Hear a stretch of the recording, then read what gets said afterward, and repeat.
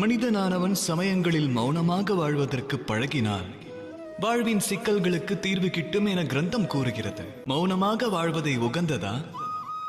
இல்லை. இதற்கு இதிகாசமே சாட்சி. சமுதாயத்தில் அதிக இன்னல்கள் உருவாவதற்கு உண்மை காரணம் என்னவெனில், மனிதர்கள் அதை எதிர்க்க துணியாமல் மௌனமாய் இருப்பதே காரணம். மௌனம் சாதிப்பது ஒரு அஸ்திரமெனில் அதை தக்க தருணத்தில் உபயோகிப்பதே புத்தி கூர்மையாகும். நிரந்தர மௌனம் சாதித்தால் பல சுதந்திரங்கள் வாழ்வில் பறிபோகும்.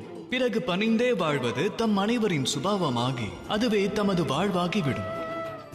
அதன் பின் ஆளுமை நீங்கி ஒரு சாதாரண கல்லாக வாழ துவங்கி விடுவீர்கள். உரைக்கும் வல்லமையை உரிய நேரத்தில் உபயோகிக்க வேண்டும். திருவாய் மலர்ந்து வார்த்தைகளை விடுக்கவும் அதை அடக்கவும் வழி அறிய வேண்டும்.